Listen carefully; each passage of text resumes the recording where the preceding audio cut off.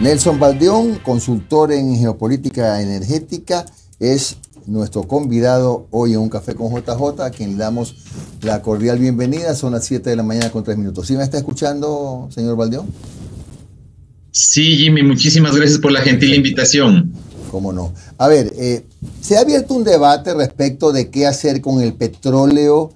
De hecho, hay una consulta popular, dos campañas, la campaña del sí, que apunta a que el petróleo se quede bajo tierra, y la campaña del no, que en cambio se orienta a que efectivamente se siga generando recursos para el Estado mediante esa explotación, utilizando tecnología de punta, según se ha manifestado.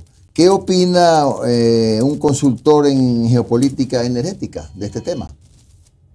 Bueno, básicamente es bastante preocupante desde el punto de vista de los informes y reportes internacionales, cómo se está dando, por ejemplo, en priceoil.com, que es una de los referentes en la industria petrolera.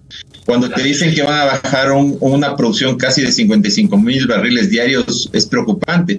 No solo por el hecho de la baja de producción, sino por la falta de confianza en el país. El tema importante radica en el asunto de la seguridad jurídica. Como ya contratos preestablecidos desde hace muchos años, ahora de la noche a la mañana, si gana la consulta que era totalmente imprevista, les tienen que decir que tienen que salir de un país.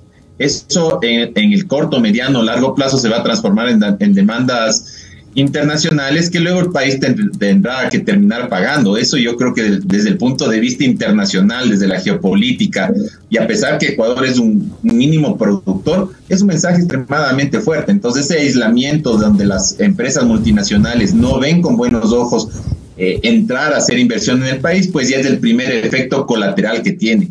Después de eso, yo creo que viendo un poquito lo que ha pasado a través de entrevistas, se está generando demasiada desinformación. Yo creo que desde el primer punto de vista se habla que solo es un impacto de 275 millones de dólares. No es así, solo 55,000 barriles que se está produciendo al día al precio actual de $70 por barril, multiplica la cantidad de dinero que es, o sea, son miles de millones de dólares aproximadamente, y es del tema público. Se ha llegado a un cálculo de 1.200 millones de dólares que dejaría de percibir el país como ingreso de divisas. Entonces yo creo que hay que ser extremadamente prudentes y cautos del dinero que se está recibiendo, no solo como ingreso de divisas para el país, que es parte de la sostenibilidad del dólar, sino que son todas las fuentes de trabajo que se están generando en la zona. Entonces, eso es otro mensaje internacional donde se pone a dudar el tema de tener la suficiente cantidad de divisas para mantener la moneda del país, que en nuestro caso es el dólar, y que lo he dicho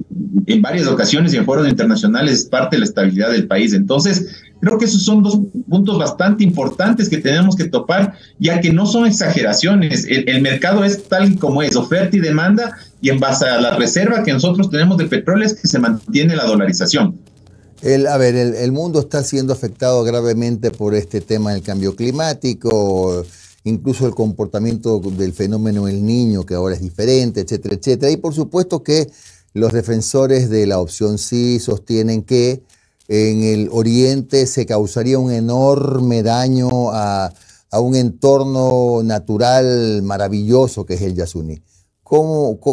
Ha habido, según los entrevistados que hemos tenido acá, 48 derrames de petróleo en los últimos, no sé, 2 o 3 años. Entonces, esa información es inexacta, se la inventó alguien.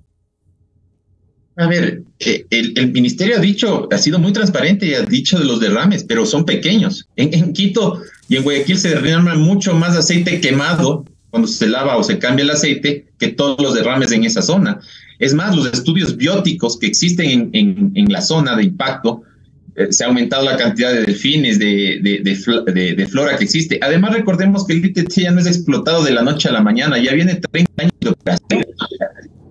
Entonces yo creo que desde ese punto de vista los desastres ambientales que se quieren manejar no son de esas magnitudes. O sea, es más, en los reportes internacionales las licencias ambientales emitidas justamente por el Ministerio de Ambiente son demasiado estrictas con el tema de pasos para la naturaleza, el tema de contención de derrames. se habla de que se contamina con 90% de agua hacia los ríos. Es mentira, toda esa agua se reinyecta al yacimiento, o sea, ya no hay desperdicio de aguas. Entonces yo creo que desde ese punto de vista, las licencias ambientales son el primer certificador de la protección ambiental. Y eso es lo que nos permite estar seguros de todos los estudios que se han hecho para decir que no ha habido tales desastres ambientales, porque no es de un año para acá, son 30 años de operación, se han sacado 400 millones de barriles ya en la actualidad. Entonces, estamos, repito, tratando de hacer ver otra realidad que no existe y que puede ser totalmente comprobable con las visitas que ha hecho Petroecuador a la zona, para que se vea justamente todos los cuidados ambientales, no solo de personal, de periodistas y de personal nacional. Recuerde que en esa zona están operando empresas multinacionales que muchas de ellas cotizan en las bolsas internacionales, y recuerden que las bolsas internacionales son absolutamente cuidadosas del tema ambiental por el asunto de reputación y el tema de las finanzas justamente por transparencia. Entonces yo creo que eso da una seguridad de que se han hecho bien las cosas y que realmente son ingresos para el país.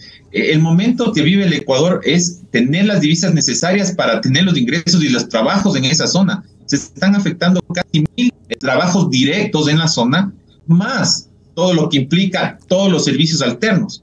Y algo que hay que ser también bastante prudentes es que, si yo leo textualmente la pregunta que la tengo enfrente mío, es: ¿está usted de acuerdo en que el gobierno ecuatoriano mantenga el crudo del ITT, conocido como bloque 43, indefinidamente en el suelo? El bloque 43 abarca los bloques 31, 16 y 67.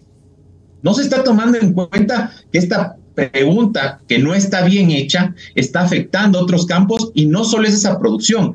Aproximadamente nosotros estamos calculando de que si es que se elimina este campo, y como se dice que se va a terminar de cerrar los pozos en un año, que es totalmente falso. Cada pozo se demora 3, 4 meses en cerrar, más 3 o 4 millones de dólares para sedimentar, sacar tubería, que ese es el costo.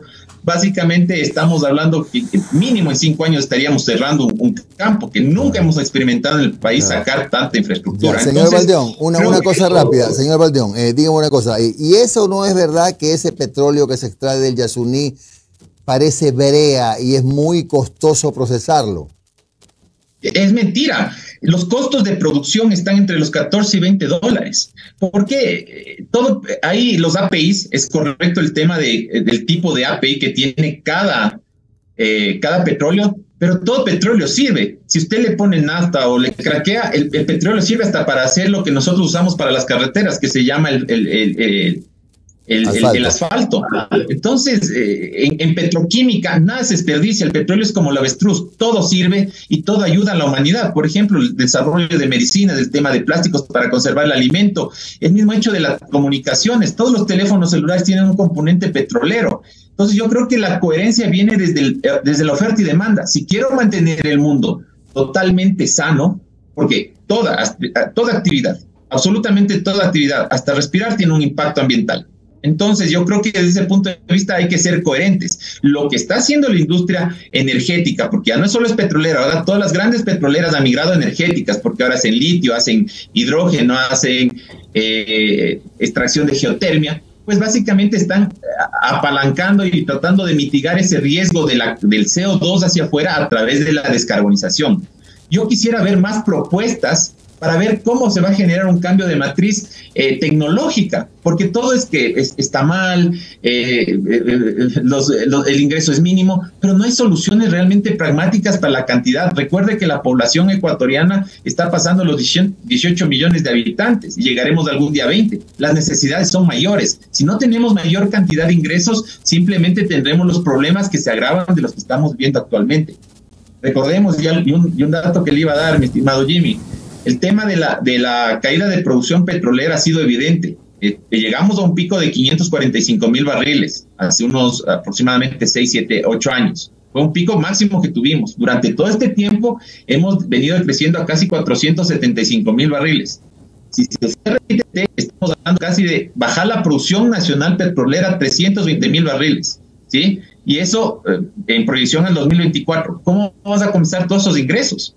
Porque si bien es cierto, la demanda de petróleo supuestamente va a reducirse de aquí en 10 años, y digo supuestamente porque usted ve que la matriz de cambio hacia carros eléctricos está muy lenta porque no hay el litio suficiente y está terminando siendo más caro cargar un carro eléctrico que un carro a gasolina, pues desde ese punto van a seguir demandando petróleo. Entonces yo creo que es una materia prima necesaria, y si el Ecuador recorta 70,000 barriles, es marginal comparado a los 100 millones de barriles que se producen al día. Según la Agencia Internacional de Energía, se va a consumir de aquí al 2025 7% más de barriles de petróleo. Vamos a llegar a casi a los 106 millones de barriles de petróleo, y Ecuador se está dando el lujo de dejar dinero en vez de satisfacer esas necesidades que necesita la población ecuatoriana. Hola Nelson, ¿qué tal? Te saludo Omar Jaén, buen día. Gracias por tu tiempo. Muy buenos días, Omar. Nelson, a ver, usted decía que, a ver, en estos momentos el barril está a 70, ¿no? 70, sí, hoy de mañana amaneció en 69.49. Ya, 69 cerremos. De ese, a ver, digamos que yo tengo un barril sacado del bloque del ITT. Lo tengo aquí y lo quiero vender. ¿Cuánto me queda a mí como Estado por ese barril? ¿Cuántos dólares me queda de esos 69 que en teoría están en el mercado? ¿Cuánto me queda? ¿Cuánto me costó? Menos lo que transportó, menos lo que es refinación, menos lo que es el castigo, menos todas las variables que se dan en la venta del barril de petróleo. De esos 69 dólares, ¿cuánto me queda a mí?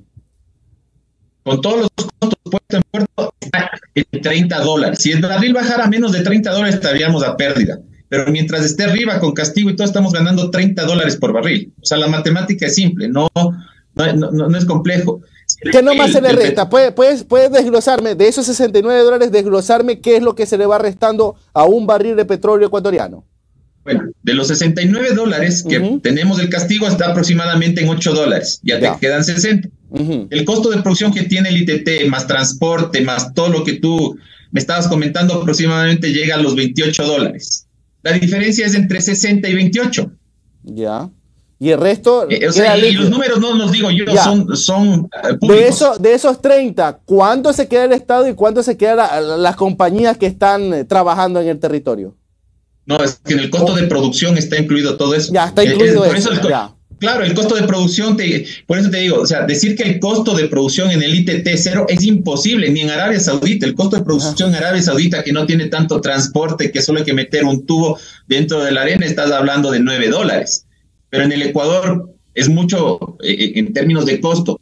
Meter helicópteros, meter a la comunidad, tener trabajado en la zona, este costo varía de entre 14 y 20 dólares. Entonces yo creo que desde ese punto de vista, mientras el barril de petróleo no baje de los 30 dólares, el ITT está ganando dinero. Entonces yo creo que por eso hay que ser absolutamente conscientes de lo que estamos diciendo en términos de las ganancias que tiene el país. Realmente, mira, la infraestructura petrolera es tan grande que a veces, como el mismo ministro ha dicho, es difícil controlar. Pero lo que sí generan son divisas, porque las ventas son internacionales y lo que nos están mandando son dólares que alimentan justamente el fisco ecuatoriano, y con eso se transfiere toda esa derrama económica a pago de sueldos. La mayoría es pago de sueldos.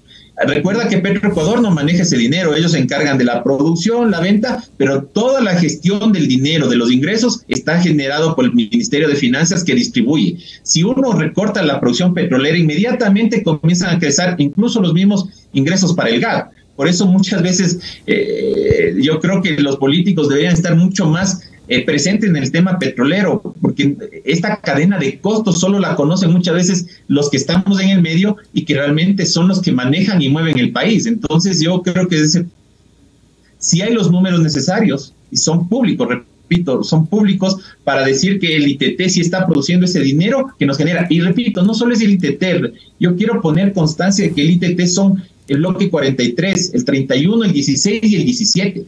Estamos hablando de casi 4 bloques que producen mucho más de los barriles. Hemos hablado solo del bloque 43, pero estamos hablando de 4 bloques que implicarían muchos más barriles. ¿Cuántos barriles ahí implicaríamos si es que serían todos estos bloques que usted dice? Aproximadamente, no tengo el dato exacto, pero serían unos 15,000 barriles más.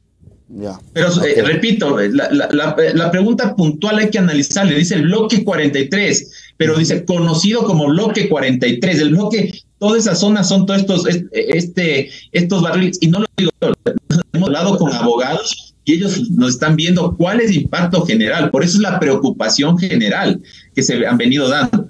Y dentro de eso nosotros básicamente lo que hemos querido mostrar es que realmente en términos de tecnología se ha puesto lo mejor de tecnología que existe en el mundo. Por eso se hablan de 33 derrames que han habido, pero son mínimos comparados. Si yo me pongo a comparar en Quito por la derrama de aceite que existe por la lavada de vehículos y todo, hay mucho más derrames que los que puede existir en esa zona. Pero Nelson, dos errores no hacen un acierto, pues, Nelson. Pero en toda industria se va a generar errores. En el litio, por ejemplo, el tema del litio no es limpio. Ustedes están viendo cómo las fuentes hídricas están haciendo que las ciudades se hundan, haciendo que se dañen las derramas químicas. Entonces estamos hablando de un cambio de matriz energética, pero no nos estamos dando cuenta que un carro eléctrico gasta el doble de minerales que lo que está gastando un carro a gasolina. Ahora, Nelson, a ver, sí, antes de darle el paso a Noris, mira, yo entiendo, ya mejor doy el paso a Noris. Mira, yo entiendo que hay un movimiento ecologista que habla mucho de sus privilegios, ¿no es verdad? Que viene a ser turismo ecológico, pero que se meten 2 meses a la selva, pero luego regresan a sus países o a sus ciudades y viven todas las comodidades del mundo y tienen todos los privilegios del mundo. Pero también hay conglomerados humanos que viven en la selva. Por ejemplo, el otro día tuvimos aquí a una defensora de los derechos quichua, Patricia Hualinga. Son personas que habitan ahí. A ver, tú dices, no nos podemos dar el lujo de guardarnos el petróleo, el impacto es mínimo, pero ¿qué les puedes decir a esas personas que realmente están ahí? No solamente por el turismo ecológico o que vienen a tomarse la fotografía y se van. ¿Qué les dice a esas personas que verdaderamente tienen miedo de que sus afluentes de agua sean contaminados, de que su vegetación sea contaminada o que en algún momento comunidades no contactadas, que también es un tema central por lo del Yasuní, resulten afectados o la vamos arrinconando, acorralando a esas comunidades? ¿Qué mensajes tú, sinceramente, les puedes dar a esas personas? La pregunta que te hago es básicamente decirles a ellos que no fundan el cobre de los cables que están allá para salir a la ciudad a vender. Yo los he visto, yo he pasado en campo, hemos ido justamente a esas zonas y ninguno de la zona que va del afluente hacia justamente el Yasuní está a favor de que se cierren los campos, porque no han sido afectados en el agua. O sea, la comunidad Añangu, donde hay el Napo Wildlife Center, ha pedido que se cierre, porque esos son justamente las zonas de transporte que les permite a ellos llevar a los turistas, por la seguridad, porque recuerda que más allá, yo sé que el Estado tiene la función de cuidar esa zona, así no esté la infraestructura petrolera, pero si no hay infraestructura petrolera, ¿cuál es el motivo de que esté ahí el ejército? Porque también para transportar al ejército un helicóptero tiene costos. Entonces, ¿qué les puedo decir a la gente? Básicamente que muchas veces, como tú dices, están en Quito y tienen fotos en Europa, en foros internacionales, hablando de este tema, que te digo es absolutamente importante. No lo digo yo, lo digo con convicción porque tengo una hija, porque tengo sobrinos. Y te estoy diciendo que lo que está haciendo la industria básicamente es descarbonizar. ¿Y qué es descarbonizar? Buscar tecnologías justamente para mitigar todo lo que tú me dices de los derrames, del agua, que no tengan mecheros. En esa zona no existen los mecheros justamente para evitar este tipo de confrontación. Por eso solo te voy a dar un mensaje. Mira en la salida de la reversión del bloque 16, que fue muy apresurada y muy apretada por parte del gobierno. Esta gente se desesperó tanto que casi quema el campamento para volver a que vuelvan la gente, estas empresas justamente para que tengan lo que es trabajo, Nelson, escuelas, salud, educación. Nelson, buenos días. Noris Arroyave le saluda. Noris, buenos días. Escuchaba lo que decía hace un momento y entendiendo la realidad, no creo que nadie que trabaje en el tema de explotación petrolera vaya a hacerlo pensando en que no importan las consecuencias y no importa si hay un derrame o algo, pero inevitablemente sucede y a veces no depende del control de las personas, ¿no? En ese sentido, ¿es lo mismo que exista un derrame en algún punto en donde ya ha existido explotación y ya se ha hecho toda esta labor, que en un lugar protegido como el Yasuní, el impacto no es mayor? Vea, las tragedias como el Exxon Valdez en Alaska nos enseñaron que a través de ciencia y tecnología podemos mitigar el riesgo. Recuerde que el petróleo es químico y no se mezcla con el agua, entonces existen los pads de absorción justamente para absorber estos líquidos que se pueden derramar. Repito, allá hay mucho más cuidado de lo que se puede tener en una cocina en las grandes ciudades como Quito y Guayaquil. Hay más derrames de aceite acá por mandar en las cañerías que los que existe allá. Entonces la mitigación existe. Recordemos que la industria petrolera es una industria altamente técnica porque perfora y la perforación hace que uno tenga que ser certero en los puntos para entrar y reducir justamente los costos. Y justamente por eso digo que también otras personas que están pendientes de acá son la mayoría de personas que están estudiando ingeniería petrolera. Ellos están sumamente asustados. Estoy hablando de los jóvenes, absolutamente los jóvenes, porque ellos se están centrando en profesiones de una industria que impacta el 35% del PIB del país. El momento que se cierre dicen, ¿dónde va a tener que trabajar? Voy a tener que emigrar. Va a tener que ir a Venezuela, que está incrementando producción, va a tener que irse a Guyana, que está creciendo al 62% del PIB. Ellos, imagínense que Guyana, hablando de un país ecológico que se centra en la biodiversidad, en el turismo, Guyana, estamos hablando de Guyana. Este momento ha llegado a la producción a 650,000 barriles de petróleo, y a diferencia que el Ecuador, ellos tienen proyección de sí llegar al 1,000,000 de barriles. Y básicamente siguen centrados en el turismo, pero ellos no han dejado de perder la oportunidad. El PIB impactó en el 62% de crecimiento el año pasado.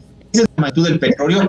Sí, y Nelson, y se lo pregunto porque, por ejemplo, en la Amazonía hubo el derrame en abril del 2020 que tuvo bastante impacto, ¿no? Estuvo y me voy a permitir leer porque lo anoté, la rotura de los oleoductos de crudos pesados y el transecuatoriano, que era operado por Petroecuador y que provocó un derrame de más de 15,000 barriles. ¿Cuál fue la consecuencia de eso? Miles de indígenas quichuas que vivían en las orillas del río Coca y Napo, del que usted estaba hablando hace un momento, pasaron casi 2 años sin agua potable. Con ese hecho específico, y se lo presento y se lo planteo porque es una realidad que no podemos dejar de verla como una posibilidad, y en un lugar en donde es protegido, donde no ha sido intervenido, cuidar esa biodiversidad no es necesario e indispensable. A ver, todos tenemos que cuidar. En Esmeraldas, o sea, los desastres ambientales son difíciles de mitigar. Mire Esmeraldas, la gente está enferma sin tener el tema de petróleo porque se han derramado aguas hervidas. O sea, yo creo que realmente sí, pero yo no creo que, Nelson, el camino sea comparar la negligencia del Estado y la ausencia del Estado en muchos de esos sectores que son la consecuencia de eso. Estamos diciendo de los temas de desastres, de temas que no están bajo control. Sí, pero que haya rebozo de aguas hervidas también es porque no ha existido durante años autoridades que hayan hecho su trabajo en ese sentido. Y me permito interrumpirlo porque lo que creo que el discurso un poco se centra en comparar lo malo que hay en un lugar versus lo malo que puede pasar. Es que, repito, si estamos hablando del tema de una rotura de tubería, eso no depende de nosotros, eso es un tema netamente ambiental y ha pasado en todos los países. Y básicamente mire, solo le voy a poner un tema, ¿cómo está resolviendo los problemas que usted me menciona, Noris? ¿Dónde se va a realizar la próxima cumbre ambiental auspiciada por la ONU de la COP28? En Dubái. Dubái es un país netamente petrolero. El tema es que justamente están buscando la manera de mitigar estos riesgos. En el transporte es muy difícil porque depende mucho del clima. Entonces no es el tema de comparar, sino tratar de ponernos en la realidad tal y como es para tratar de entender de que aquí hay un ingreso que permite ingresos al país. Y no solo hablar de los trabajos que existen en la zona para las personas, las comunidades, sino justamente estoy hablando de todo lo que permite la sustentabilidad del dólar.